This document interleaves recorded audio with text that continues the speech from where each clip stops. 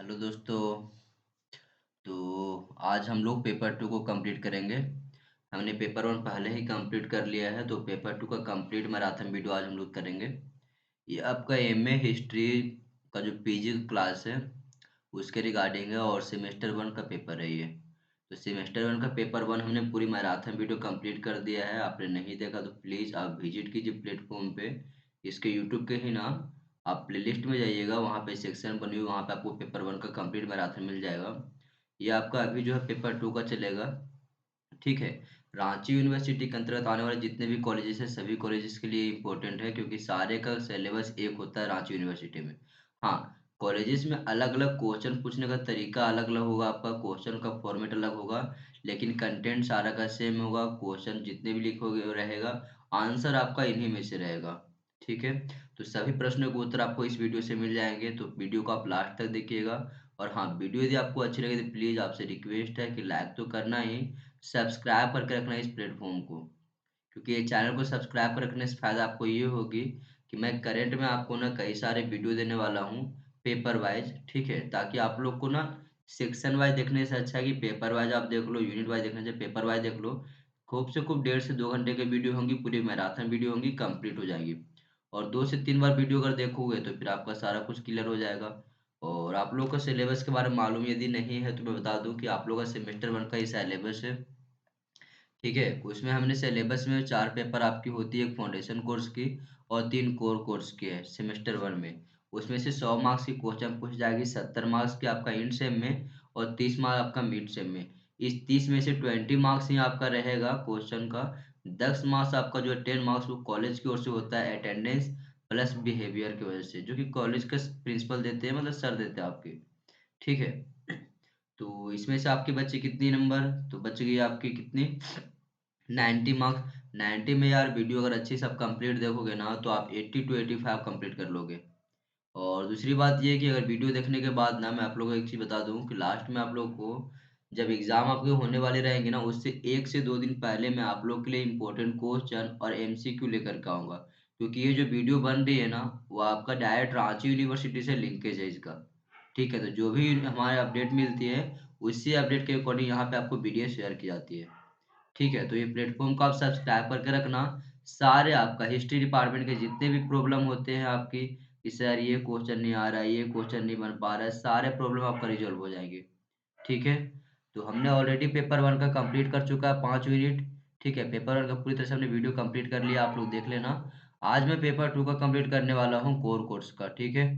तो चलो शुरू करते हैं यार। दूसरी बात ये है कि आप लोग को पीडीएफ अगर चाहिए ना इस प्लेटफ़ॉर्म में, मतलब इस क्लास का पेपर 2 का सेमेस्टर का अगर पीडीएफ चाहिए तो इस नंबर पे आप मुझे व्हाट्सएप कर देना। नंबर है 7371975393। इस पे या तो व्हाट्सएप करना या तो टेलीग्राम के ऊपर लिंक है एक आपका, मैं बता दूँ नाम है उसका हिस्ट्री की जीत के नाम से। हिस्ट्री के जीत नाम का एक प्लेटफ़ॉर्म है, उस पे आप वहाँ पे सर्च करना। हिस्ट्री के जीत के नाम से यही सिंबल होंगे, वहाँ पे आपको इस सिंबल पे क्लिक करना, वहाँ पे जाके लैब में ऐड हो जाना। ठीक है। पीडीएफ वहाँ से भी आपको मिल जाएँगे। तो चलो यार शुरू करते हैं। सबसे पहले सिलेबस में आपका लिखा हुआ मेसोपोटामिया की सोसाइटी के बारे में बताइए और उनके इकोनॉमी के बारे में। अब मेसोपोटामिया में कौन सा कल्चर का, तो सुमेरियन सिविलाइजेशन का। तो एक्चुअली मैं बता दूं आप लोग को कि जो मेसोपोटामिया है ना, वो आज के इराक वाले पार्ट में आता है। ये एक्चुअली ये प्राचीन क्षेत्र था जो इतिहास में बहुत सी प्राचीन सभ्यताओं का गहरा प्रभाव डाला ये। जिसमें कई सारे सभ्यताएं आते हैं, सुमेरियन सभ्यता, बेबीलोनियन सभ्यता, असीरियन सभ्यता, न्यू बेबीलोनियन सभ्यता। उसी में से हम लोगों के पास अभी जो क्वेश्चन पूछा गया हम लोग को सिलेबस में जो जिक्र है वो सुमेरियन सभ्यता की है।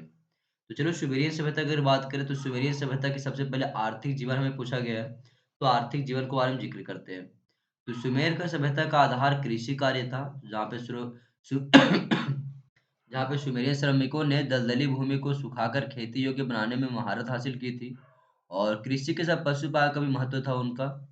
उनके पालतू पशुओं में गाय, भेड़, बकरी, सूअर, गधा, खच्चर, बैल ये उल्लेखनीय है।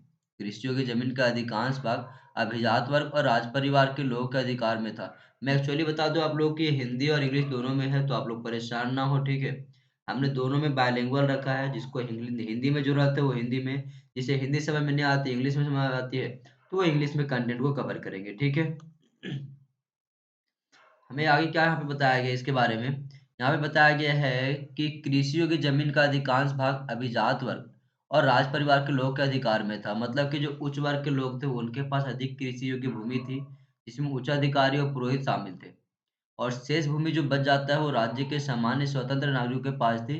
और कुछ धनी और प्रभावशाली, मतलब कि सीधी सी बात है ना, गरीबों के पास कम भूमि था, अमीरों के पास, सामंत वर्ग के पास ज्यादा भूमि था। सीधी सी बात है। कुछ धनी और प्रभावशाली परिवारों के पास बड़ी भू संपदा थी, लेकिन साधारण लोगों के पास भी छोटे खेत, बगीचे, घर और पशु थे। इसमें की अगर और भी चीजें अगर देखें तो जमीन का लागान अगर प्रायः देखा जाए तो वस्तुओं के रूप में वसूल किया जाता था। मतलब उसमें जो टैक्स लिया जाता था, लगान लिया था जमीनों का, वो वस्तुओं के रूप में लिया जाता था। और इसे राजस्व से अधिकारियों और कर्मचारियों का वेतन दिया जाता था। और युद्ध में विजय के बाद अपने वीर सरदारों को राजा करमुक्त जमीन दिया करता था। सुमेर की कृषि व्यवस्था की विवेचना करने से प्रसंग में सिंचाई व्यवस्था के विशेष महत्व की ओर ध्यान देना आवश्यक प्रतीत होता है। ऐसा इसलिए क्योंकि सुमेर के निवासियों ने बांधों, जलाशयों और नहरों की एक जटिल प्रणाली का विकास कर लिया था, जो उनके वैज्ञानिक ज्ञान और उत्कृष्ट अभियंत्रण क्षमता का परिचायक है। एक्चुअली मैं यहाँ पे आप लोगों को रीड नहीं कर रहा हूँ, मैं मेन मेन पॉइंट आपको बता रहा हूँ। अगर रीड करनी हो पूरी क्लास में तो आप वो स्क्रीनशॉट करके इसको पूरी तरह से पढ़ लेना, क्योंकि नोट्स आप लोगों को प्रिपेयर करनी है या तो नोट्स आप लोगों को पढ़ के रटना ही होगा, तो आप एग्जाम में अच्छी तरह से प्रिपेयर कर पाओगे। मैं यहाँ से एक्चुअली आप लोगों को पॉइंट बाय पॉइंट बताने वाला हूँ केवल। ठीक है।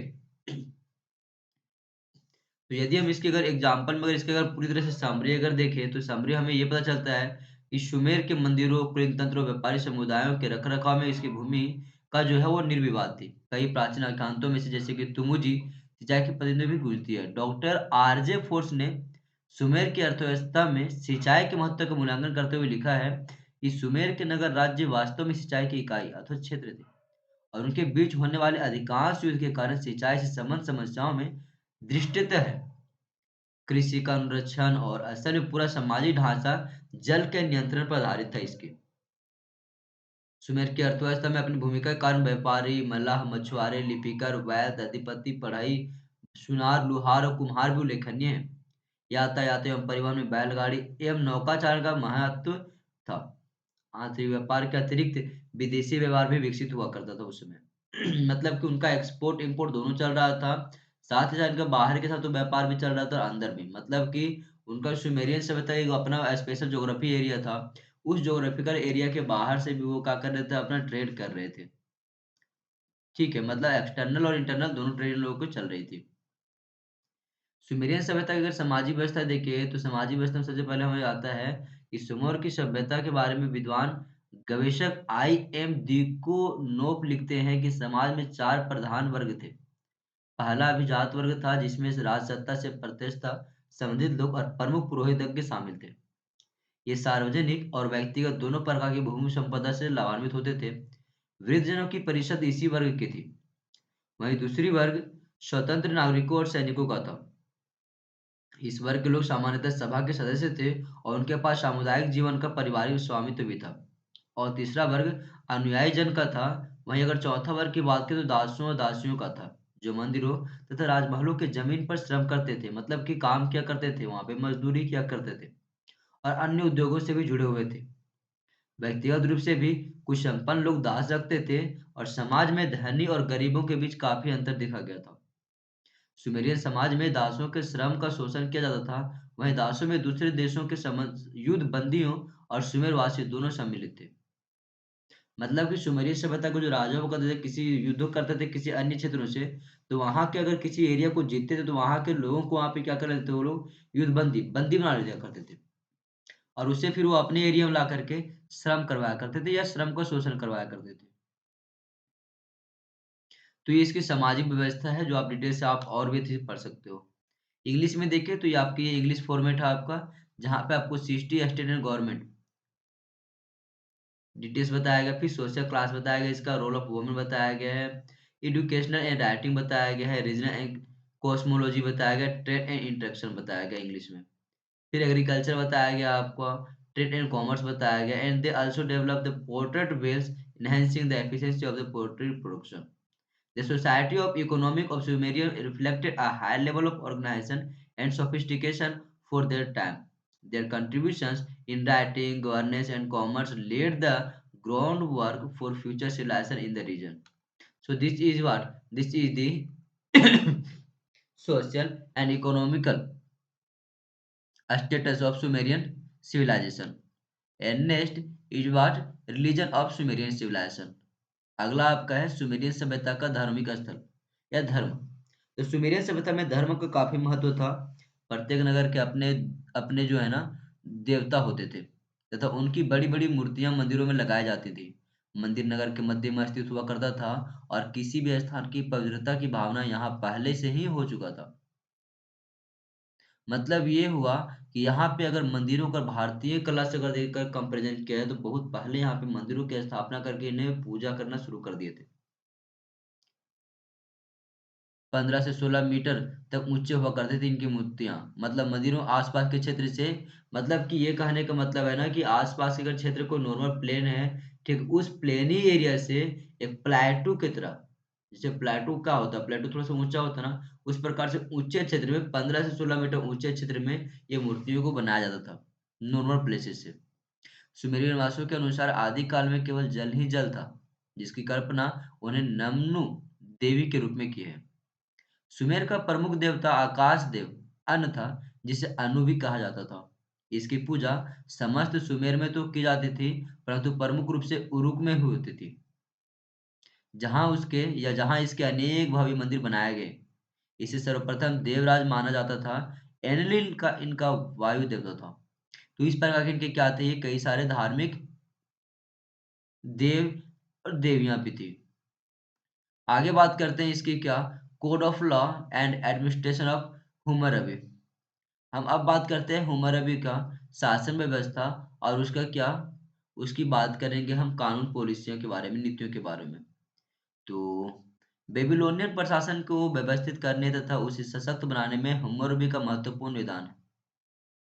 हम्मुरबी की विधि संहिता बेबीलोनियन साम्राज्य के प्रशासन के दर्पण के रूप में हमारे समक्ष उपस्थित होती है। हम्मुरबी एक विजेता एवं साम्राज्य निर्माता के साथ साथ एक कुशल प्रशासक एवं राजनीतिज्ञ था और यह जानता था कि सुव्यवस्थित शासन ही बेबीलोनियन साम्राज्य को स्थापित प्रदान कर सकता है या स्थायित्व प्रदान कर सकता है। इसकी उत्कृष्ट अभिलाषा थी कि समस्त साम्राज्यों को एक शासन तंत्र में ला दिया जाए और इसी उद्देश्य से इसने प्रसिद्ध विधि संहिता की रचना की थी, जिसको इंग्लिश में बोलते हैं कोड ऑफ लॉ। विधि संहिता लिखित रूप में थी और इसकी रचना इसने अपने शासनकाल के अंतिम 2 से 3 वर्षों में की थी। हम्मुरबी के कानूनों का विशाल संग्रह मारदुक के देवालय के 8 फीट ऊंचे गोल बेलनाकार पत्थर पर खुदा हुआ था, जिसमें सम्राट को सूर्य देवता से कानून प्राप्त करता हुआ दिखाया गया है। इससे हम्मुरबी जनता को यह दिखाना चाहता था कि कानून दैविक शक्ति की देन है। अगर विधि संहिता की मुख्य धाराओं की बात करें तो इसमें 285 धाराएं और 12 अध्यायों में बांटा हुआ था ये, जिसमें अगर कुछ प्रमुख देखें तो पहला आता है राज्य अपराध से संबंधित, बाद में साक्षियों को जो धमकाता था उससे मृत्युदंड दिया जाता था। देवालय अथवा राजा प्रसाद में चोरी करने वाले तथा चोरी का माल रखने वाले प्राण दंड प्राप्त करते थे। यदि कोई व्यक्ति मंदिर से पशु चुरा लेता था तो उसे पशु के मूल्य का 30 गुना अर्थदंड देना पड़ता था, लेकिन यदि पशु के किसी निम्न वर्ग के सदस्य के यहाँ से चुराया जाता था तो अर्थदंड मूल्य का 10 गुना देना पड़ता था। साक्ष्य में अगर बात करें तो साक्ष्य अनुबंध पत्र के बिना सोना, चांदी, दास, वृष, मेष एवं गर्दभ खरीदने या उसे रखने के लिए चोर की तरह प्राणदंड का विधान था। यदि कोई कर्जदार अपने साहू को अपनी पत्नी, पुत्र और कन्या दे देता था तो 3 वर्ष तक कार्य कराने के बाद उन्हें मुक्त कर दिया जाता था। तो इस प्रकार की इनकी विधि संहिता थी। हम किसकी विधि संहिता की बात कर रहे हैं, तो ये विधि संहिता बात कर रहा है हम्मुरबी की। आगे इनके और भी हैं, तो इस प्रकार से अगर देखा जाए तो इस प्रकार हम हम्मुरबी की विधि संहिता के उक्त धाराओं से उसके स्वरूप से परिचित हो जाते हैं और हमें यह भी ज्ञात होता है कि हम्मुरबी ने दंड निर्धारण में जैसे को तैसे सिद्धांत था। जैसे को तैसे इन द सेंस, जिस प्रकार से मॉडर्न में हम लोग गुस्सा करके किसी को अर्थदंड देते हैं उस प्रकार से वो भी अर्थदंड दिया करते थे। आज की कई सारी चीजें उस समय के हम्मुरबी के कोड ऑफ कंडक्ट या कोड ऑफ जो है ना पॉलिसी उससे दिखाई समझ में संबंध दिखाई देती है। हम्मुरबी की विधि सहायता का अगर महत्व देखें, यदि हम हम्मुरबी की विधि सहायता के महत्व को देखें, तो हम्मुरबी की विधि सहायता समाज के प्रत्येक वर्ग के लिए महत्वपूर्ण था। हम्मुरबी ने अपनी विधि सहायता की सहायता से सामाजिक समन्वय एवं संतुलन स्थापित करने का प्रयत्न किया। विधि संहिता के अनुसार बेबीलोनियन समाज 3 वर्गों में विभाजित था: उच्च, सर्वसाधारण और दास में। अगर पहला हम उच्च वर्ग की बात करें तो उच्च वर्ग सॉरी उच्च वर्ग की बात करें, सबसे पहले प्रथम वर्ग पर कड़ी निगरानी रखी जाती थी तथा इनकी सुरक्षा का विशेष ध्यान भी रखा जाता था। इन्हें हानि पहुंचाने वाले को कठोर दंड दिया जाता था, पर यदि वह अपराध सर्वसाधारण वर्ग के सदस्य के साथ किया जाता था तो कम दंड दिया जाता था। लेकिन इसका तात्पर्य यह भी नहीं है कि उच्च वर्ग के सदस्यों को मनमानी करने की छूट थी। दासों की स्थिति को अगर बात करें तो दासों की स्थिति सुधारने की दिशा में भी हम्मुरबी ने अनेक महत्वपूर्ण कार्य किया। स्वामी के अतिरिक्त अन्य कोई ना तो उन पर अधिशासन कर सकता था और न ही उनसे अत्याचार कर सकता था। स्वदेश के अतिरिक्त उन्हें विदेशों में भेजा भी नहीं जा सकता था। उन्हें संपत्ति संचय एवं संग्रह की सुविधा मिली हुई थी। साथ ही संचित धन के माध्यम से वे अपनी स्वतंत्रता खरीद सकते थे। ऋणग्रस्त व्यक्ति ऋण की अदायगी न करने पर दास बना दिए जाते थे, किंतु कुछ दिन के बाद उन्हें भी छोड़ दिया जाता था। तो ये थी हम्मुरबी की विधि संहिता का महत्व। इनकी और भी डिटेल्स में जानकारी लेनी हो तो आप यहाँ पढ़ सकते हो। हम अगर निष्कर्ष इसका निकालें तो हम समझ सकते हैं कि इस प्रकार हम्मुरबी की विधि संहिता सुव्यवस्थित, क्रमबद्ध एवं सुस्पष्ट थी। विल डैरूट के अनुसार अगर बात करें तो 1000 वर्ष बाद बने असीरियन कानून से यह कहीं अधिक विकसित थी और कई मायने में तो यह किसी भी आधुनिक यूरोपीय कानून की बराबरी कर सकती है। रोमन काल के पूर्व इससे श्रेष्ठ कानून नहीं मिले थे। मतलब कि ये हुआ कि रोमन काल में इससे पहले कोई ऐसा कानून, कोई शासक बनाया ही नहीं था। आ गया है आपका इंग्लिश में code of law and administration of Hammurabi. So Hammurabi, the sixth king of the first Babylonian dynasty, is renowned for his legal code known as the Hammurabi's Code, which is one of the earliest and most complete written legal system from ancient Mesopotamia.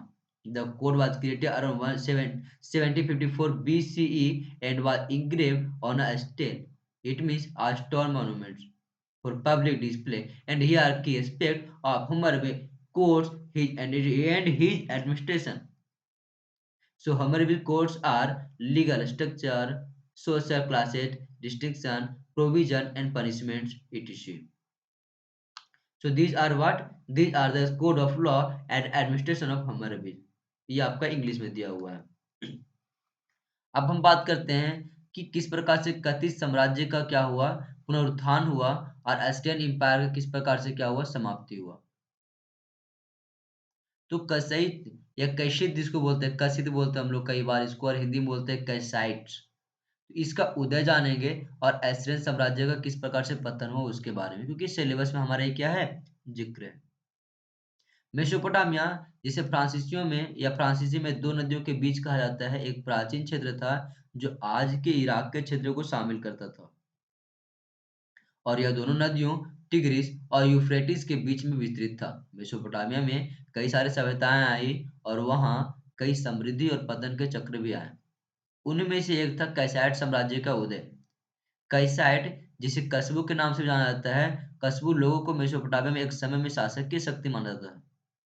यह समृद्धि की शक्ति में से एक थी जो tigris और Euphrates के क्षेत्र में फैली हुई थी। अपना राज्य स्थापित करने में सक्षम थी। वे दोनों नदियों के क्षेत्र में अपनी सत्ता बनाए रखने में भी सक्षम रहे। इनका साम्राज्य समृद्धि, व्यापार और विज्ञान में उन्नति के लिए प्रसिद्ध था। इनका साम्राज्य बाबिलोनिया, असीरिया और एशियन के साथ संघर्ष में शामिल हुआ। बाबिलोन की विजय इसी समय हो रहा था जहाँ पे काशीट के राजा मुर्दाक ने बाबिलोन को विजयी बनाया और अपने साम्राज्य को मेसोपोटामिया के पश्चिमी हिस्से में विस्तृत किया। इससे बाबिलोन एक प्रमुख नगर बन गया और काइसार का साम्राज्य और अधिक प्रमुख बन गया। मतलब कि और अधिक क्या हुआ, मजबूती इसमें आया। वहीं अगर एस्ट्रियन साम्राज्य की पतन की बात करें तो एस्ट्रियन की सुपरमेसी, निवेन की गठबंधन और अशुबेनियन और बाबिलोन का युद्ध, ये सारे क्या हैं, इसके पतन के कारण माने जाते हैं। असीरियन ने कैसाइट के साथ संघर्ष करते हुए अपनी सुपरमेसिया स्थापित की और मेसोपोटामिया के बड़े हिस्सों को अपने अधीन कर लिया, और एस्ट्रियन सेना की शक्ति और उनकी योजनाओं ने इसे शक्तिशाली साम्राज्य बना दिया। अश्शुरबानिपल असीरियन साम्राज्य का एक प्रमुख शासक था। उन्हें निनेव नगर को महत्वपूर्ण शहर बनाया और एक बड़ी सेना का संरचना किया। उनके समय में असीरियन अपनी शक्ति के चरम पर था, लेकिन उनके पुत्र अश्शुरबानिपल के समय असीरियन की धवस्ती शुरू हुई। और बाबिलोनियन शासक नबूपोलसर ने अश्शुरबानिपल को हराया और उन्होंने नुनेवा को ध्वस्त कर दिया। इससे असीरियन साम्राज्य का पतन धीरे धीरे क्या हो गया, शुरू हो गया और बाबिलोन का साम्राज्य उभरने लगा। तो यही कारण थी असीरियन साम्राज्य के पतन के पीछे की। ये आपका है राज ऑफ द कैसिड्स इंग्लिश में, और इसका ये भी इंग्लिश का लैंग्वेज में आपको फॉर्मेट दिया गया है। इस प्रकार से आपका यूनिट 1 क्या होता है, कंप्लीट होता है। दोस्तों यहाँ पे हमने आपको पूरी तरह से डिस्क्राइब तो नहीं कर सका, ऐसा इसलिए क्योंकि वीडियो काफ़ी लंबा हो जाएंगी। तो प्लीज़ आपसे रिक्वेस्ट है कि मैंने जिसको डिस्क्राइब नहीं किया है आप लोग नोट्स हमसे ले लेना, ठीक है। और वो नोट्स के माध्यम से अच्छी तरीके से पढ़ के प्रिपेयर करके एग्जाम में अच्छा मार्क्स लाना। हम अब बात करते हैं यूनिट 2 के बारे में। और प्लीज़ यदि आप लोगों को वीडियो अगर पसंद आती है तो आपसे रिक्वेस्ट है कि वीडियो को लाइक करें और कमेंट्स करके बताएं यार कि आप लोगों को कैसी लगी ये वीडियो। और नेक्स्ट में बता दो आप लोगों को सब्सक्राइब करना मत भूलना यार। वीडियो को ना सब्सक्राइब कर लो प्लीज़, आप लोगों को ही हेल्प होगा। काफ़ी ज़्यादा आप लोगों के लिए हेल्पफुल होगा, क्योंकि मैंने जो वीडियो आप लोगों के लिए अपलोड कर रहा हूँ ना, ये बहुत ही इन फ्यूचर आपकी जितने भी भविष्य में आने वाली क्लास होंगी, वो सारे क्लास की आपके यहाँ पे क्या होंगी, हैंड रिटेन नोट्स होंगे। और यदि आपको नोट्स चाहिए तो आपको कॉल करनी तो नहीं है, आपको इस नंबर पे मैसेज करनी है 73797539 पे। इस पे आप मुझे व्हाट्सएप में नंबर पे मैसेज करना, मैं वहाँ से आप लोग को नोट्स प्रोवाइड करवा दूँगा। ठीक है? तो यहाँ से आप लोग को क्या मिल जाएगा, नोट्स मिल जाएगा। तो चलो यूनिट 2 को शुरू करते हैं। यूनिट 2 में एक चैप्टर आता है हमारा जहाँ पे का टर्म है administration and social structure of the old kingdom of Egypt. मिस्र के प्राचीन सभ्यताओं के बारे में बात करें, जहाँ पे इसकी प्रशासन और इसकी सामाजिक संरचना के बारे में बात करेंगे। कुछ बेसिक चीजें जैसे कि मिस्र के प्रथम राजवंश का प्रथम शासक मेनिस था और विश्व की प्रथम महिला शासक प्राचीन मिस्र की रानी हटशेपसुट थी। मिस्र को नील नदी की देन कहने वाला प्रमुख इतिहासकार हेरोडोटस था और मिस्र का नेपोलियन थुटमोस तृतीय को कहा जाता है, जो कि मध्यकालीन राज्य का एक प्रतापी सम्राट था। गिजा स्थित विश्व प्रसिद्ध मतलब कि गिजा स्थित विश्व प्रसिद्ध पिरामिड का निर्माता मिस्र का एक महान फराओ चेओप्स, जिसे खुफू कहा गया है, ये था। इसने 2600 ईसा पूर्व में विश्व प्रसिद्ध पिरामिड का निर्माण करवाया था। अधिकांश पिरामिडों का निर्माण नील नदी के दक्षिणी किनारों पर स्थित मेम्फिस नगर में किया गया था। वहीं प्रसिद्ध गिज ऑफ मेडियम की दीवारें सफेद और काले रंग की हैं। प्राचीन मिस्र का प्रधान देवता रॉय सूर्य देवता था। तो आप जानते हैं डिटेल्स में इसकी प्रशासन और प्राचीन सभ्यता मिस्र की सामाजिक संरचना के बारे में। तो मिस्र सभ्यता के समय हुई विभिन्न राजनीतिक घटनाओं को देखते हुए मिस्र के राजनीतिक इतिहास को 3 भागों में पहले विभक्त किया जाता है, जिसमें पहला आता है पिरामिड युग, दूसरा आता है सामंतशाही और तीसरा आता है नवीन साम्राज्य।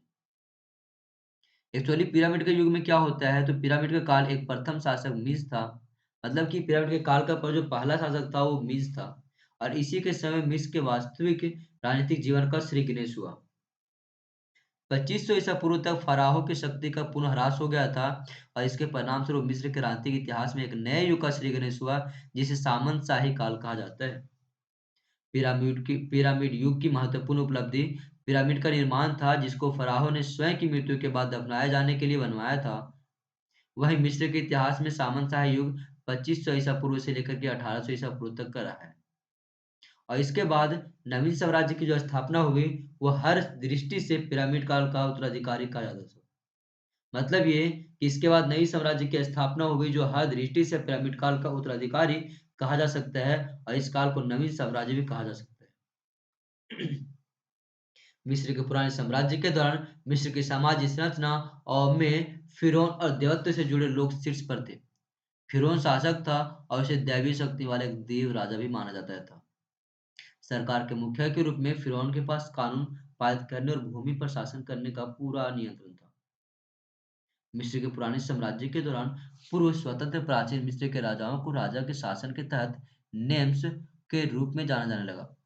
पूर्व शासकों को राज्यपाल की भूमिका निभाने या फिर अन्यथा कर संग्रह में काम करने के लिए मजबूर किया गया था। इस प्रकार से अगर देखा जाए तो मिस्र के समाज में 3 मुख्य सामाजिक वर्ग थे, उच्च वर्ग, मध्यम वर्ग और निम्न वर्ग। मिस्रवासियों का मानना था कि उनकी वर्ग व्यवस्था एक स्थिर सुव्यवस्थित समाज का निर्माण करती हैं और प्रत्येक समूह की अपनी-अपनी भूमिका भी थी। महिला और पुरुष दोनों ही सामाजिक पिरामिड में जितना ऊपर थे, उन्हें जीवन के बेहतर गुणवत्ता का आनंद भी लिया। तो ये आपका इंग्लिश फॉर्मेट है। In this year 2490 BC, wooden boats cruised along the Nile rivers in Egypt as thousands of workers stacked giant stone blocks on top pyramid. This 200-foot tall structure honor a pharaoh named Menkaure. So this is an English format.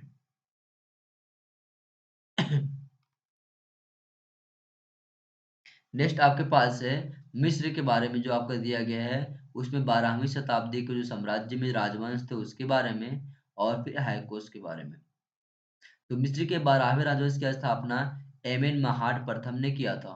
वह संभवतः राजवंश 11th के अंतिम राजा मेंटुहोटप चतुर्थ का वजीर रहा होगा, ऐसा माना जाता है। मिस्र के इतिहासकार ओक्स और गालिन के मुताबिक 12वें राजवंश के राजा मजबूत शासक थे। मध्य साम्राज्य को मिस्र का शास्त्रीय युग माना जाता है और इसी दौरान कला और संस्कृति का विकास हुआ और थेब्स देश का सबसे महत्वपूर्ण और सबसे धनी शहर बन गया। एक्चुअली मुझे जहाँ तक लग रहा है कि आप लोगों को एक्चुअली समझ में ज़्यादा नहीं आ रहे होंगे। ऐसा इसलिए क्योंकि ये ना आपका फाउंडेशन से क्लास है। सेमेस्टर 1 का जितने भी आपकी क्लास होंगी ना, वो आपको इसी तरह रहेंगी। जहाँ पे सब कुछ आपको नया लगेगा। तो प्लीज़ आप नया देख के इसको इग्नोर मत कीजिएगा, रट लीजिएगा, 2 बार 3 बार वीडियो को देखिएगा क्योंकि एग्ज़ाम आपको तो निकालनी है ना। नया हो या पुराना मैटर नहीं करता यार, एग्ज़ाम निकालना है तो प्लीज़ आपसे रिक्वेस्ट है कि वीडियो को आप लोग को देखना ही पड़ेगा 2 बार 3 बार करके। क्योंकि सेमेस्टर 1 के जितने भी आपका चैप्टर आएँगे ना, वो इसी प्रकार से आएँगे और न्यू आएँगे सारा कुछ, जो आपको पल्ले पड़ेगा नहीं। वही सेमेस्टर 2 से थोड़ा-सा आपका ईज़ी आना शुरू हो जाएगा, सेमेस्टर 2 सेमेस्टर 3 से। जहाँ पे फिर भारत के बारे में आप पूरा डिटेल्स भारत के बारे में पढ़ोगे और बहुत कम पढ़ोगे अदर कंट्री के बारे में और चीज़ें मज़ा भी आएगी। ठीक है? तो ये आपका यहाँ पे क्या है, ये अचीवमेंट है 12th डायनेस्टी का मतलब 12वें राजवंश के आपके अचीवमेंट को यहाँ पे बताया गया आपका। ठीक है? जहाँ पे आपको 3 कैटेगरी में भी इसको बाँटा गया इनके काल को, पूर्व मध्यकाल, मध्य साम्राज्य और दूसरा मध्यकाल मतलब दूसरी मध्यकाल में इसको बाँटा गया है। 12वीं शताब्दी के जो आपके हैं राजवंश या 12वीं राजवंश जो है सॉरी, जो 12वीं राजवंश है उनकी भूमिकाओं को इस प्रकार से ज़िक्र किया गया है 3 कैटेगरी में बाँट करके। आगे आते हैं history of Hyksos in Egypt. Hyksos का क्या देखेंगे, इतिहास को देखेंगे मिस्र में। मिस्र में हेक्सोस का क्या इतिहास है, से उसकी क्या भूमिका है, इसके बारे में जिक्र करते हैं। तो हिक्सोस, जिन्हें विदेशी राजा भी कहा जाता है, इन्हें मिस्र में अपना शासन कार्य 1730 ईसा पूर्व से लेकर के 1570 ईसा पूर्व तक किया। हिक्सोस का शासनकाल मिस्र के इतिहास में द्वादश राजवंश के नाम से भी जाना जाता है क्योंकि इसने मिस्र के लगभग 12वें राजवंश को भ्रष्ट कर दिया था और इसका इतिहास विभिन्न स्रोतों और धाराओं के माध्यम से प्रकट होता है लेकिन कुछ विवादिताएं भी हैं। इस प्रकार से अगर देखा जाए तो हिक्सोस के शासनकाल के दौरान कुछ महत्वपूर्ण घटनाएं घटी थी। उनमें से प्रमुख हैं जैसे कि पहला आधिकारिक एवं सामरिक परिवर्तन, वहीं दूसरा नील नदी के दक्षिणी हिस्से का अधिकार और धार्मिक परिवर्तन, नील नदी के उत्तरी हिस्से का प्रभाव, जहाँ पे हिक्सोस के शासनकाल में नील नदी के उत्तरी हिस्से में स्थित ताम्र शहर का प्रभाव कम हो गया और यह क्षेत्र हिक्सोस के सांस्कृतिक प्रभाव में आया। इस प्रकार से अगर देखा जाए तो हिक्सोस का शासनकाल मिस्र इतिहास में एक अवसादकारी युग के रूप में जाना जाता है क्योंकि इस दौरान मिस्री सम्राट अहमो अहमोस ने हिक्सोस को हराया और मिस्र को पुनर्निर्माण किया। ahmose द्वादशक राजवंश की स्थापना करके नए युग की शुरुआत किया और वह फिर ऑन था जो हिक्सौस को भगाकर मिस्र आदिवासियों को स्थापित करने का कारण बना। तो ये था हिक्सौस का हिस्ट्री। ठीक है, अब हम आते हैं एखनाटोन, जो कि मिस्र में एखनाटोन और उसके नए राजवंश के बारे में मतलब मिस्र के इतिहास में न्यू किंगडम या नया साम्राज्य के बारे में जिक्र करेंगे हम लोग। ठीक है, जहाँ पे एखानेटन के बारे में जिक्र करेंगे, नए नए शब्द है यार। ठीक है, तो मिस्र के इतिहास में न्यू किंगडम, जिसे नया साम्राज्य कहा गया है, 1550 से 1077 ईसा पूर्व के बीच की अवधि थी। इस दौरान मिस्र के 18वें, 19वें और 20वें राजवंश का शासन रहा। इस काल को अक्सर साम्राज्य युग भी कहा जाता है। अख्खनातेन मिस्र के 18वें राजवंश के फिरौन थे। उन्होंने 1350 या फिर 1351 ईसा पूर्व में सत्ता संभाली और लगभग 17 साल तक शासन किया। अख्खनातों ने सूर्य के डिस्क एटॉन को समर्पित एक नए पंथ की स्थापना की और उनका काल्पनिक नाम अख्खनातेन था, जिसका अर्थ है एटॉन के लिए लाभदायक। मिस्र के इतिहास के लंबे दौर में कुछ आंकड़े अख्खनाटेन जैसे ध्रुवीकरण करने वाले रहे हैं। इस मिस्र के राजा के शासनकाल के आसपास की अवधि सामाजिक क्रांति और धार्मिक उथल-पुथल की विशेष रही है, मतलब विशेषता थी, जिसका अनुभव बहुत कम संस्कृतियों ने भी कभी किया है। मतलब कि इसका अगर फीलिंग या अनुभव कहा जाए तो बहुत कम ही सभ्यताओं ने ऐसा किया होगा। सियासवन के 2 दशकों से कम समय में अनेक आख्यानाते ने मिस्र के धर्म के नए पहलुओं को लागू किया और इसकी शाही कलात्मक शैली में बदलाव किया। मिस्र की राजधानी को पहले से खाली स्थान पर स्थानांतरित कर दिया, वास्तुकला की एक नई रूप लागू किया और मिस्र के कुछ नामों और छवियों को मिटाने का प्रयास भी किया। पारंपरिक देवता, यह कुछ हद तक अगर देखा जाए तो यह कुछ हद तक अख्खनाटेन के कार्यकाल के उतार-चढ़ाव भरी प्रकृति के कारण है कि मिस्र के इतिहास में इस युग जैसे अमरान काल के रूप में जाना जाता है, उन्हें विद्वानों और जनता का इतना ध्यान आकर्षित किया। तो ये आपकी क्या बताती है उसकी इतिहास को बताया जाता है। तो आप और भी डिटेल्स में यहाँ से पढ़ सकते हो। ठीक है, ये लंबी कहानी है पूरा अख्खनातन के बारे में। ये इंग्लिश में फिर आपके है। आगे आता है role of priestly class in ancient Egypt. प्राचीन मिस्र समाज में पुरोहित वर्ग का क्या भूमिका है उसके बारे में जानेंगे। तो प्राचीन मिस्री समाज में पुरोहित वर्ग या फिर ब्राह्मण वर्ग बहुत ही महत्वपूर्ण था। इस वर्ग की भूमिका सामाजिक और धार्मिक गतिविधियों में थी और उन्हें समाज के शिक्षा, धर्म और सांस्कृतिक क्षेत्रों में शिक्षकों या शिक्षक और पुरोहितों के रूप में देखा जाता था।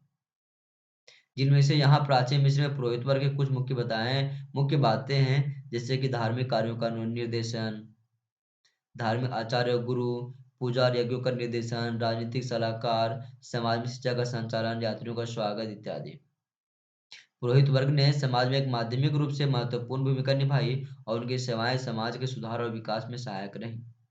उनका धार्मिक और शिक्षात्मक कार्य सम्राटों से लेकर के साम्राज्य लोगों तक को प्रभावित करता रहा।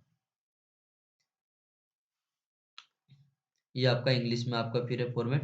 तो इस प्रकार से हमारा यूनिट 2 भी क्या होती है, कंप्लीट हो जाती है।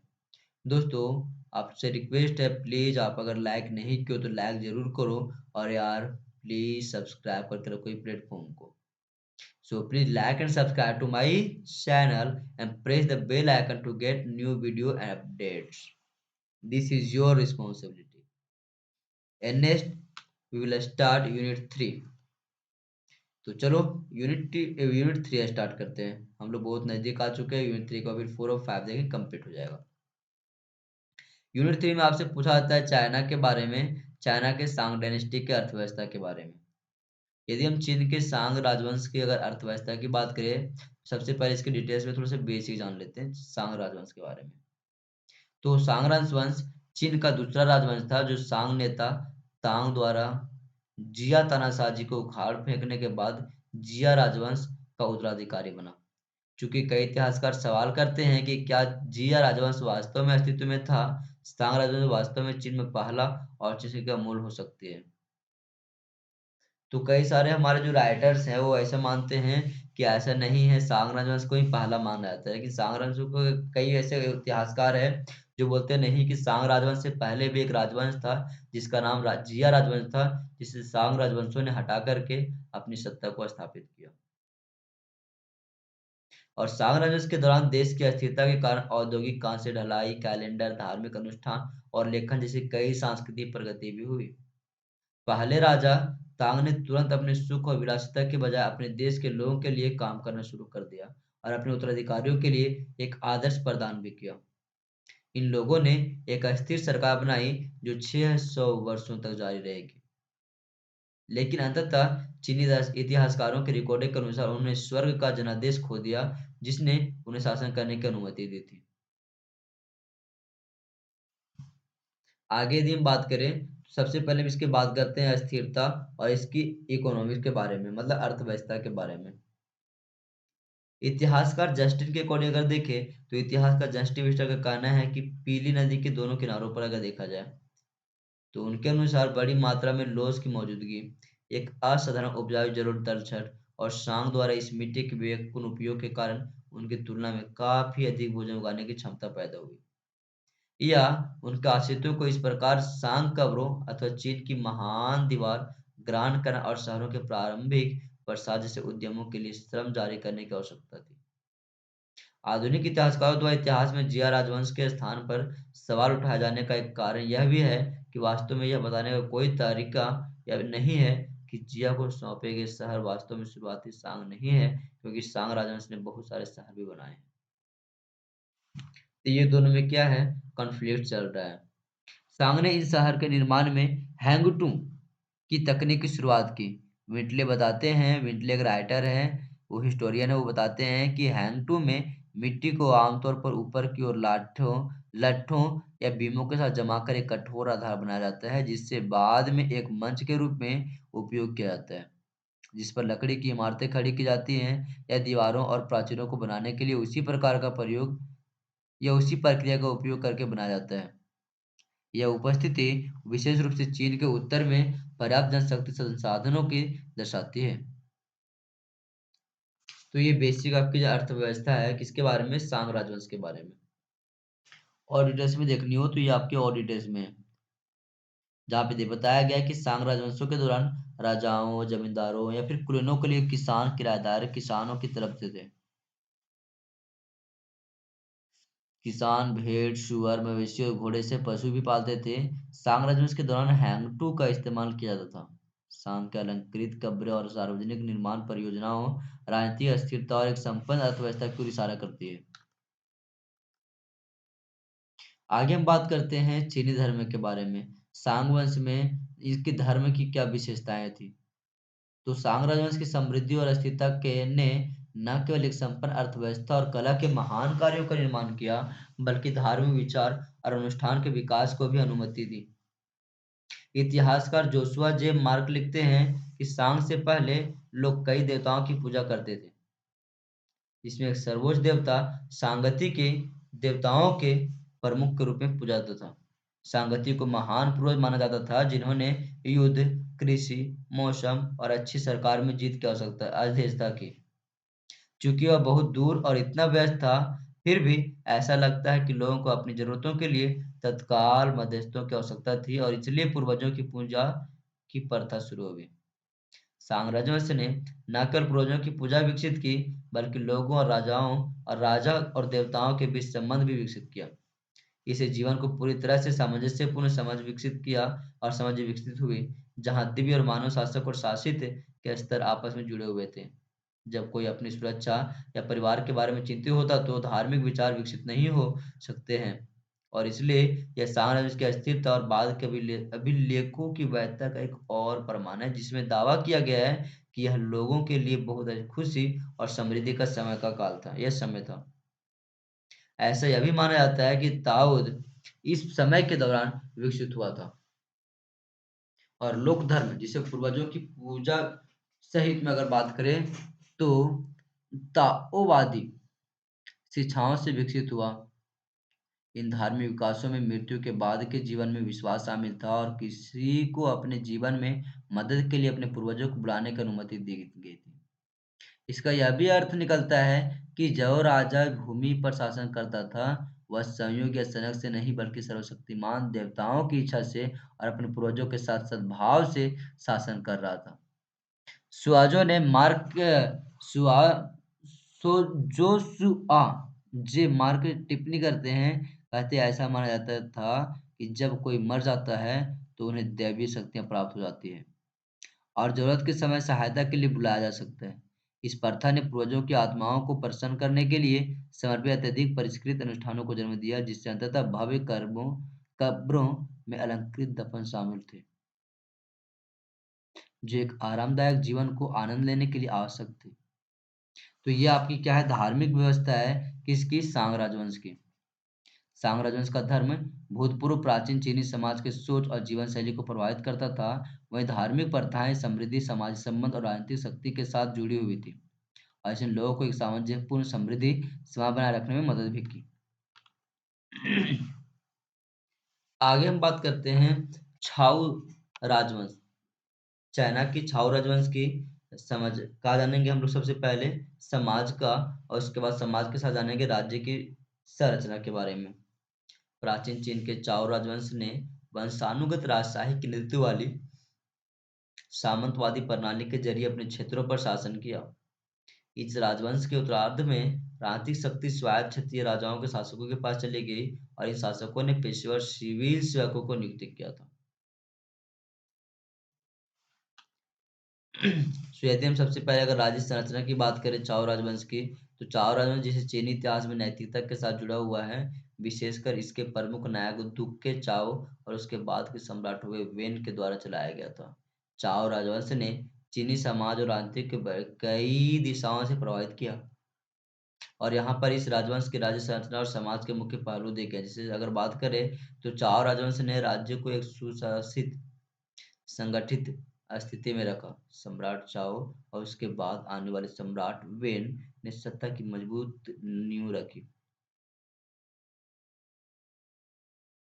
और सामरिक शक्ति को बनाए रखा। राजवंश ने विभिन्न प्रांतों में प्रशासनिक व्यवस्था स्थापित की और राजधानी में समृद्धि की स्थिति बनाए रखी। आगे आता है राजा और उनकी भूमिका के बारे में। तो चाओ राजवंश में सम्राट को नेतृत्व और राजनीतिक प्रतिकृति की महत्वपूर्ण भूमिका थी और सम्राट चाओ ने अपनी प्रधानता के दौरान शक्ति को मजबूत किया और विभिन्न क्षेत्रों में समृद्धि का समर्थन प्रदान किया। तो ये चीजें आपकी क्या है, चाओ साम्राज्य की क्या है, समाज और उसकी सामाजिक व्यवस्था के साथ साथ क्या है, राज्य की संरचना। ठीक है। आगे आपका ये इंग्लिश में दी गई है कि the Zhao dynasty also spelled Zhao dynasty, मतलब इसे झाओ डायनेस्टी भी कहा जाता है, and was a pivotal era in Chinese history marked by the transition from a Shang dynasty and establishment of feudalism. It lasted from around 1046 BCE to 256 BCE, and it is divided into the Western Zhou and Eastern Zhou periods. And here are some key aspects of the state of certain society of the Zhou dynasty, like feudal system, mandates heaven, way of ruling, decline in Eastern Zhou, etc. आगे हम बात करेंगे Confucius दर्शन के बारे में। Confucius दर्शन में actually क्या होती है, तो कन्फ्यूशियस दर्शन की शुरुआत 5वीं शताब्दी ईसा पूर्व चीन में हुई थी और जिस समय भारत में भगवान महावीर और बुद्ध धर्म के संबंध में नए विचार रखे हुए थे। चीन में भी एक विचारक का जन्म हुआ था इसी समय जिसका नाम कन्फ्यूशियस था। तो यदि हम कन्फ्यूशियस की अगर बात करें तो कन्फ्यूशियस एक प्रमुख चीनी दार्शनिक और शिक्षाविद थे जिनकी विचारधारा को कन्फ्यूशियस दर्शन कहा जाता है।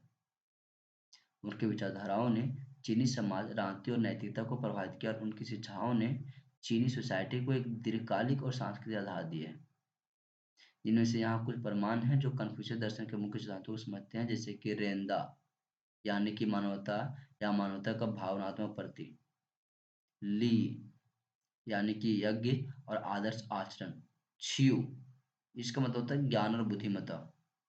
तो ये डिटेल्स में आपके यहाँ पे हैं, आप यहाँ से आप नोट डाउन करेंगे अपना। फिर यहाँ पे क्षमा और समर्पण, महानता और उच्चता, मानवता और मानवीय संबंध। इस प्रकार से कन्फ्यूशियस दर्शन ने चीनी समाज में एक नैतिक आधार स्थापित किया और इसने चीनी दार्शनिक सोच को लंबे समय तक प्रभावित किया। उनकी शिक्षाओं ने चीनी सामाजिक और आर्थिक सिद्धांतों को मोल दी और इसने एक सामंजस्यपूर्ण समाज की ओर प्रवृत्ति किया।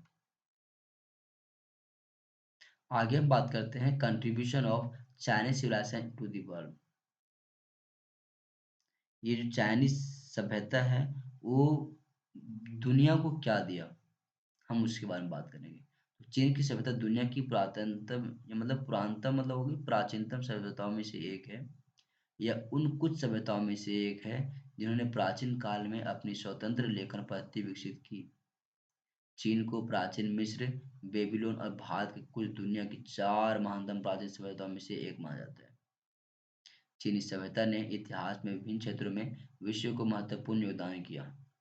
यहाँ कुछ मुख्य क्षेत्रों को देखा जा सकता है जिनमें चीनी सभ्यता ने अपना प्रभाव डाला, जैसे कि विज्ञान और तकनीकी के क्षेत्र में, दार्शनिक विचार तत्वशास्त्र के क्षेत्र में, यान्य और गणित के क्षेत्र में। साथ ही चीनी चिकित्सा योग्यता, कला और सांस्कृतिक धरोहर, व्यापार और आर्थिक प्रणाली, इन सारे क्षेत्रों में उन्होंने क्या किया, पूरी दुनिया भर में प्रभाव डाला। साथ ही व्यापार को व्यापार को बढ़ावा देने में महत्वपूर्ण भूमिका भी इन्होंने निभाया, जिसके लिए सिल्क रोड जिसको हम लोग बोलते हैं, ठीक है।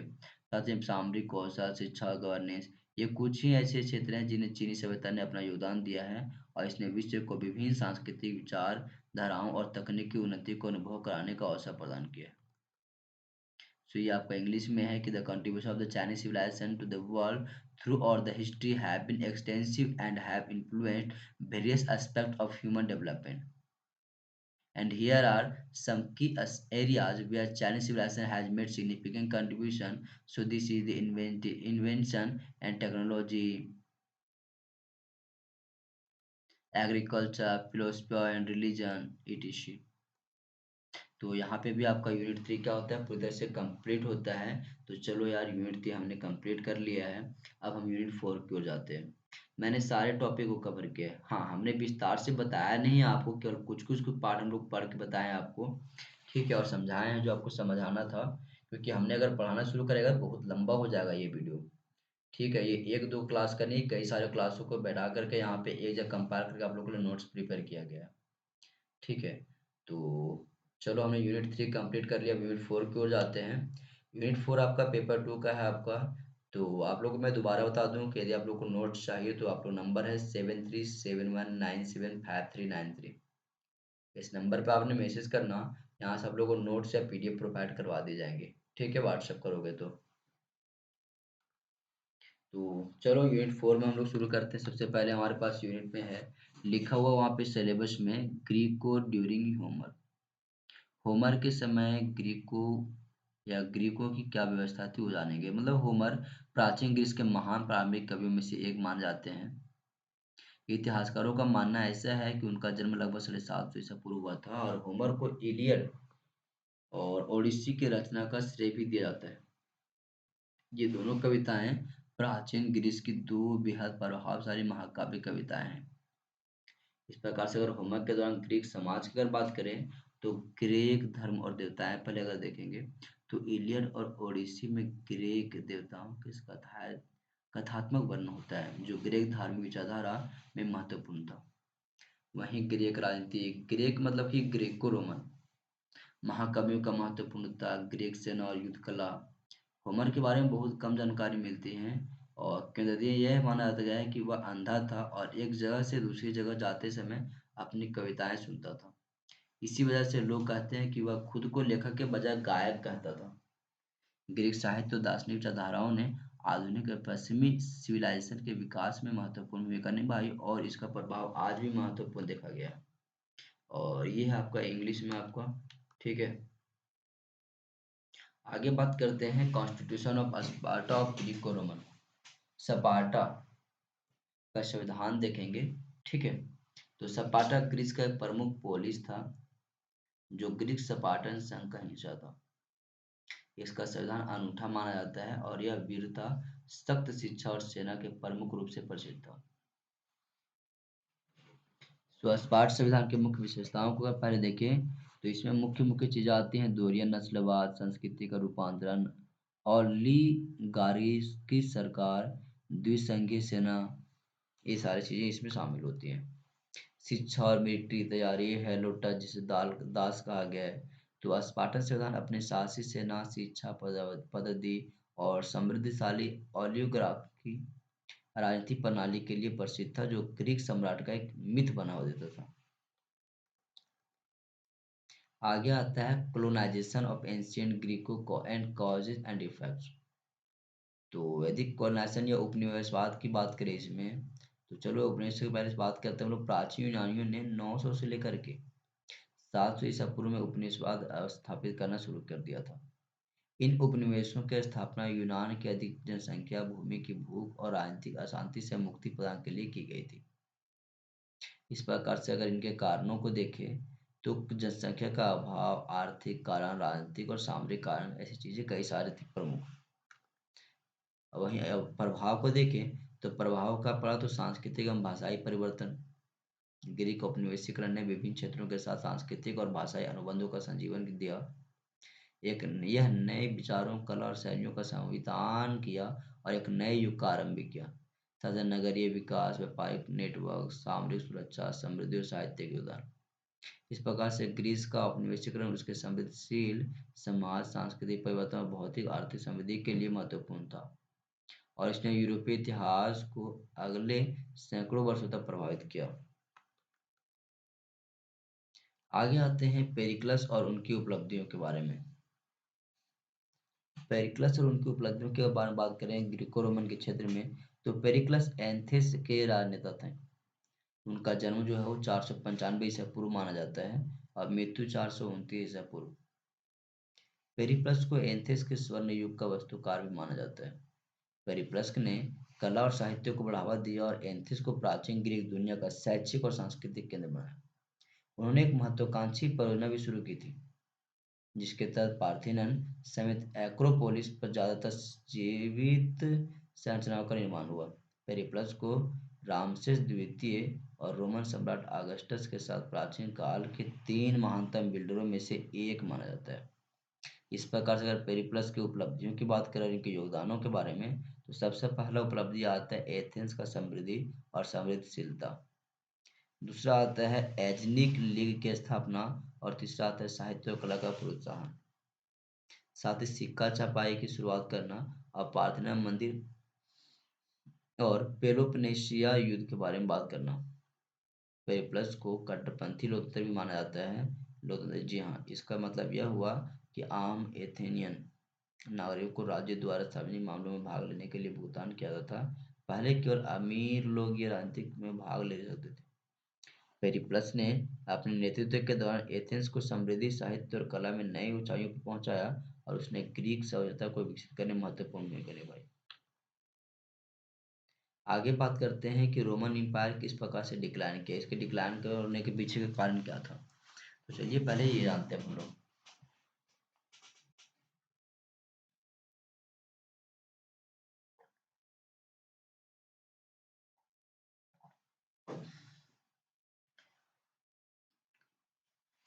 तो यदि हम रोमन साम्राज्य की पतन के बारे में बात करें, तो रोमन साम्राज्य का पतन लगभग 363 ईस्वी में, मतलब 363 ईस्वी से 476 ईस्वी तक का चला। इसकी शुरुआत कॉन्स्टेंटिनियन वंश के अंतिम जूलियन द एपोस्टेट की मृत्यु से हुई थी। यह तब समाप्त हुआ जब एक बर्बर सरदार ने अंतिम पश्चिमी सम्राट रोमुलस ऑगस्टुस को पदच्युत कर दिया। पदच्युत मतलब होता है कि उसके पद से उसे हटा दिया।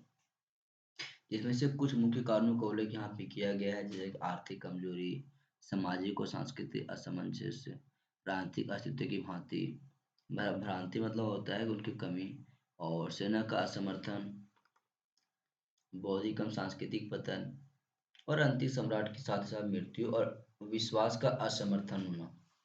रोमन साम्राज्य के पतन कई कारणों के संयोजन से हुआ, जिसमें आर्थिक कमजोरी, सांस्कृतिक, सामाजिक और विभाजन, आर्थिक संघर्ष और बौद्धिक पतन भी शामिल थे। ये पतन पूरे पश्चिमी दुनिया के इतिहास का महत्वपूर्ण घटना था, जिसने दुनिया के भूतपूर्व एवं महाशक्तियों को अंत कर दिया। अब यहाँ पर यूनिट 4 आपका कंप्लीट होता है। नेक्स्ट आपका है यूनिट 5, और ये आपका अंतिम यूनिट है। तो चलो शुरू करते हैं हम लोग यूनिट 5 को। ठीक है, तो हमने यहाँ तक अभी तक 4 हमने कंप्लीट कर लिया है। यूनिट 1 के बारे में मेसोपोटामिया पूरा कंप्लीट कर लिया, इजिप्ट हमने पूरा कंप्लीट कर लिया, जहाँ पे ओल्ड किंगडम के बारे में पढ़ा हमने, सारी चीज़ें पढ़ा। यूनिट 3 भी कंप्लीट कर लिया, यूनिट 4 भी कंप्लीट कर लिया। अब यूनिट 5 में हम लोग पढ़ेंगे हड़प्पा सिविलाइजेशन से लेकर के वैदिक काल तक। ठीक है, तो यार अगर वीडियो आप लोग को अच्छी लगी और लग ही रही होंगी, क्योंकि ये मैराथन वीडियो है, तो डिटेल्स मैराथन में नहीं होता है कभी भी। क्योंकि मैराथन मतलब ये नहीं होता है कि 7-7 8 घंटा का वीडियो हो। मैराथन का मतलब ये होता है कि शॉर्ट नोट्स आप लोग को मिल जाए। जो साल भर की पढ़ाई है, 3 महीने 4 महीने तक लगातार जो आप पढ़ाई पढ़ाई करते रहते हो, वो 3 से 4 महीने की पढ़ाई का आपका एक साथ समरी मिल जाए, उसी को हम लोग बोलते हैं मैराथन क्लास। ठीक है, तो ये नहीं कि मैराथन में लगातार सब कुछ बताया जाएगा सिलेबस के अकॉर्डिंग, उसको मैराथन नहीं बोलते हैं, उसको क्लास बोलते हैं। यही कारण है कि हमने आपको केवल पिक करके कुछ-कुछ वर्ड बताया है और सारे वर्ड को हमने छोड़ते गया, तो वीडियो आपकी क्या हो रही है, ये छोटा होते गई।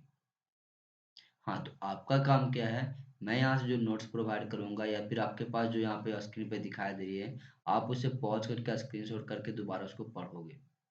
या तो वीडियो को 2 से 3 बार देखोगे, चीज़ें समझ में आ जाएँगी आपको। और इसको ना प्लीज़ रिक्वेस्ट आप लोगों को कि चैनल को सब्सक्राइब करके रखो यार, और वीडियो को लाइक ज़रूर करना, ठीक है? चलो शुरू करते हैं। आता है सबसे पहले हड़प्पा सिविलाइजेशन, जिसमें हड़प्पा सिविलाइजेशन के अर्बनाइजेशन और टाउन प्लानिंग के ऊपर बात होता है। तो शहरीकरण से पहले हम बात करें तो भारत में सिंधु घाटी सभ्यता पहली नगरीय सभ्यता थी, यह मानी जाती है। भारत में जो सिंधु घाटी सभ्यता है वो पहली नगरीय सभ्यता मानी जाती है या नगरीयता थी भी। तो भारत में सिंधु घाटी सभ्यता पहली नगरीय सभ्यता थी। खुदाई में प्राप्त हुए अवशेषों से पता चलता है कि सिंधु घाटी सभ्यता के लोगों की सोच अत्यंत विकसित थी। उन्होंने पक्के मकानों में रहना आरंभ कर दिया था, क्योंकि इस सभ्यता का विकास सिंधु नदी और उसकी सहायक नदियों के आसपास के क्षेत्र में हुआ था, इसलिए इसे सिंधु घाटी सभ्यता का नाम से भी जाना जाता है। इस सभ्यता की खुदाई सबसे पहले वर्तमान पाकिस्तान में स्थित हड़प्पा नामक स्थल पर हुई थी, अतः इसे हड़प्पा सभ्यता भी कहा जाता है। इस प्रकार से अगर सिलेबस की कोडिंग अगर देखें तो सिंधु घाटी सभ्यता का नगर नियोजन की बात करें, टाउन प्लानिंग की, तो सड़कें संपूर्ण प्रकार की थी और इस प्रकार से नगर नियोजना एक ग्रीव प्रारूप अर्थात जल पद्धति पर आधारित थी। सिंधु घाटी सभ्यता में जल निकासी प्रणाली भी अपना विशेष महत्व रखता था और इस दौरान शहर में नालियों का जल बिछा हुआ था।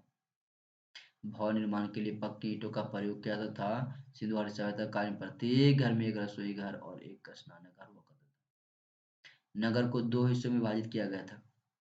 एक पश्चिमी टीला होता था जिसे दुर्ग कहते हैं और दूसरा होता था क्या पूर्वी टीला जिसे हम लोग क्या कहते हैं निचला नगर। सिंधु सभ्यता कालीन लोगों की सामाजिक स्थितियों की अगर बात करें तो यह सभ्यता मातृसत्तात्मक रहा होगा, ऐसा माना जाता है। इतिहासकारों के अनुसार समाज चार वर्गों में विभक्त था: विद्वान, बौद्धिक, या योद्धा, श्रमिक और व्यापारी। ये लोग शाकाहार और मांसाहार दोनों ही तरह के भोजन का प्रयोग करते थे और ये ऊनी व सूती दोनों ही प्रयोग के वस्तुओं का उपयोग करते थे। तो ये उनकी क्या है, नगर नियोजन और उनकी विशेषताएं हैं।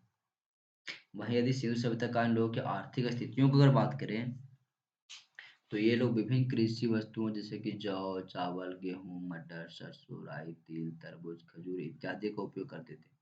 सिंधु घाटी सभ्यता के स्थलों से हमें जुते हुए खेत के साँचे, एक साथ दो फसलें बो जाने के साँचे इत्यादि प्रतीत हुए हैं। हड़प्पा सभ्यता एक कांस्य युग की सभ्यता मानी जाती है और कांस्य बनाने के लिए तांबे और टील की क्रमशः 9:1 के अनुपात में मिलाया जाता था। हड़प्पा सभ्यता के लोग लोहे के प्रयोग से परिचित नहीं थे और संभवतः उन्हें तलवार के विषय में भी जानकारी नहीं थी। इस दौरान आंतरिक और बाह्य दोनों ही व्यापार समृद्धि व्यवस्था में था। सुमेर सभ्यता के लेखों से ऐसा ज्ञात होता है कि विदेशों में सिंधु सभ्यता के व्यापारियों को मुलेहा के नाम से जाना जाता था। मुलेहा।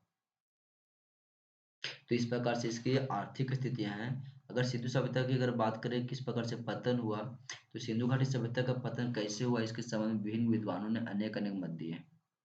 लेकिन उनमें से कोई भी मत सर्वसम्मत से स्वीकार नहीं किया जा सकता है, क्योंकि ये सभी मत सिर्फ अनुमानों के आधार पर लगाया गया था। जिसे Gordon Childe, Mortimer Wheeler, Piggott महोदय से विद्वानों ने सिंधु घाटी सभ्यता के पतन का कारण आर्य आक्रमण को बनाया था। लेकिन विभिन्न स्रोतों के आधार पर या शोधों के आधार पर अब इस मत को खंडन किया जा चुका है और यह सिद्ध किया जा चुका है कि आर्य बाहरी व्यक्ति नहीं थे, बल्कि भारत के ही मूल निवासी थे। इसलिए आर्यों के साम्राज्य के कारण सिंधु घाटी सभ्यता के पतन के मत को वैध नहीं माना जाता है। इसके अलावा विभिन्न विद्वान जलवायु परिवर्तन, बाढ़, सूखा, प्राकृतिक आपदा परिस्थितियां, असंतुलन, प्रशासनिक विधि शिथिलता इत्यादि को सिंधु घाटी सभ्यता के पतन के लिए उत्तरदायी कारक माने जाते हैं। और इन साक्ष्यों से पता चलता है कि सिंधु घाटी सभ्यता एक अत्यंत विकसित सभ्यता थी। लेकिन अभी तक एक बात का कोई सीधा सपाट को उत्तर नहीं दे सकता है कि आखिर इसका पतन कैसे हुआ। यह पतन कैसे हुआ, इसके अलावा सिंधु घाटी सभ्यता को चित्रात्मक लिपि अभी तक पढ़ी नहीं जा सकी। ऐसे में जब तक सिंधु घाटी सभ्यता की लिपि नहीं पढ़ी जाती, तब तक इसके अनसुलझे हुए सवालों को कोई स्पष्ट उत्तर देने जल्दीबाजी ही होगा। ये इंग्लिश में आपका है। आगे आता है अर्ली वैदिक या आर्यन सेटलमेंट। आर्यों का अगर बात करें यहाँ पे भारत में अगर आना शुरू किए उस समय की काल की बात कर रहा है यहाँ पे। प्रारंभिक वैदिक आर्य सप्त सिंधु नामक क्षेत्रों में रहते थे। सप्त सिंधु का मतलब हुआ 7 नदियों का क्षेत्र, और यह क्षेत्र संपूर्ण पंजाब और उसके पड़ोसी हरियाणा क्षेत्रों में मेल खाते हैं। इसके अलावा ऋग वैदिक भूगोल में गोमल के मैदान, दक्षिणी अफगानिस्तान और दक्षिणी जम्मू और कश्मीर भी शामिल है। आर्यों का मूल निवास स्थान जो है वो मध्य एशिया था। वेदों और ईरानी ग्रंथ जो है अविस्ता, उसके अकॉर्डिंग अगर देखें तो उसमें समानता के आधार पर विद्वान मैक्स मुलर ने मध्य एशिया को आर्यों का मूल निवासी माना है। और इन सिद्धांतों के मुताबिक आर्यों ने अपरिय जलवायु और परिवर्तनीय बदलावों की वजह से अपनी मातृभूमि छोड़ दी थी। आर्यों द्वारा विकसित सभ्यता ग्राम सभ्यता थी। प्रारंभिक वैदिक समाज में कबीलाई समाज था। यह समाज जाति के आधार पर विभाजित नहीं था। कबीले के लिए जन शब्द का उपयोग हुआ था। आर्यों का मुख्य व्यवसाय जो था वो पशुपालन था, और उनके धन को उनके मवेशियों के आधार पर मापा जाता था। जब वह अस्थायी रूप से उत्तर भारत में बसे, तब उन्होंने कृषि शुरू किया है। आर्यों की संस्कृति और धार्मिक मान्यताओं और धार्मिक समूहों के आधार पर 4 वेदों में बांटा गया है, और ये 4 थे ब्राह्मण, क्षत्रिय, वैश्य और शूद्र। ये आपके वैदिक साहित्य हैं। ये वैदिक साहित्य आप यहाँ से डिटेल से पढ़ोगे। ठीक है, क्या है वैदिक साहित्य। आगे आते हैं फिर वैदिक साहित्य का पूरा डिटेल से। ठीक है, ये वैदिक साहित्य नहीं है। अच्छा, अर्ली वैदिक का सेटलमेंट का पूरा डिटेल्स में आपको बताया गया, गृहस्थ आश्रम व्यवस्था, उनकी समाज सारा व्यवस्था। ठीक है, यहाँ पे आपका है वैदिक साहित्य के बारे में। वैदिक साहित्य का तात्पर्य उस विपुल ग्रंथ राशि से है या ग्रंथ से है जिसमें वैदिक संहिताएं, ब्राह्मण ग्रंथ, आरण्यक, उपनिषद और वेदांत आते आते हैं। इनमें वैदिक संहिता को सबसे प्राचीन माना जाता है। वैदिक संहिता, जी हाँ। वैदिक संहिताओं में चारों वेद, ऋग्वेद, सामवेद, यजुर्वेद और अथर्ववेद आते हैं। ऋग्वेद सबसे प्राचीनतम वैदिक साहित्य था, तथा शेष 3 यजुर्वेद, सामवेद और अथर्ववेद का आकलन बाद में हुआ। वैदिक साहित्य को श्रुति भी कहा जाता है, क्योंकि ब्राह्मणों ने विराट पुरुष भगवान को देवध्वनि को सुनकर ही प्राप्त हुए। तो ये चीजें क्या है वैदिक साहित्य के बारे में डिटेल्स में आपकी है, तो आप यहाँ से इसको नोट्स बना लोगे। ये आपके यहाँ पे है इसकी वर्गीकरण। वैदिक साहित्य का क्या है वर्गीकरण है, ऋग्वेद, सामवेद, यजुर्वेद, अथर्व के बारे में। इस प्रकार से अगर देखा जाए तो वैदिक साहित्य भारतीय साहित्य और धार्मिक तत्वों का महत्वपूर्ण हिस्सा है, जो विभिन्न आयामों पर विचार करता है और भारतीय संस्कृति को सुरक्षित रखने में मदद करता है। ये ग्रंथ सामाजिक, धार्मिक और दार्शनिक विकास के साथ साथ भारतीय इतिहास के महत्वपूर्ण काल का प्रतिष्ठान भी बनाए रखने में मदद करता है हमारा। अगर वह उत्तर वैदिक काल के समाज के बारे में जिक्र करें, उत्तर वैदिक के समाज के बारे में, तो उत्तर वैदिक काल में समाज को 4 वर्णों अथवा ब्राह्मण, क्षत्रिय, वैश्य और शूद्र में विभाजित किया गया था, जिसे वर्णाश्रम व्यवस्था कहा जाता है। यह व्यवस्था वेदों के आधार पर आरंभ हुई थी और भारतीय समाज को विभिन्न वर्गों में विभाजित कर रखी थी। इसके अलावा उत्तर वैदिक समाज में आश्रम व्यवस्था भी थी, जिसमें विद्यार्थियों को ब्राह्मणचर्य, गृहस्थ, वानप्रस्थ और संन्यास के 4 आश्रम थे। यह व्यवस्था जीवन के विभिन्न चरणों में धार्मिक और सामाजिक कर्तव्यों का पालन करने के लिए भी थी। उत्तर वैदिक समाज में जनता का जीवन धार्मिकता, यज्ञ और कर्मकांडों के माध्यम से अध्ययन, काम और योग्य जीवन का पालन करने पर आधारित था। तो ये आपकी जो है उत्तर वैदिक काल में समाज की स्थिति किस प्रकार की थी उसके बारे में जिक्र किया गया है पूरा। फिर यहाँ पे आपका इंग्लिश में भी दी गई है कि उत्तर वैदिक काल में लैंगिक असमानताएं देखी गई, जिसमें बाल विवाह, बहुविवाह, कन्या भ्रूण हत्या और पर्दा प्रथा, वहाँ पे पूजा लिखा गया, पर्दा प्रथा, सती प्रथा इत्यादि का यहाँ पे जिक्र किया गया डिटेल्स में आपको। ठीक है, ये इंग्लिश में आपका है। तो चलो यार, यहाँ पे आपका पेपर 5 का, ये पेपर 2 का कंप्लीट आपका जो है वो वीडियो यहाँ पे समाप्त होता है, और 5 यूनिट हमने कवर कर लिया है।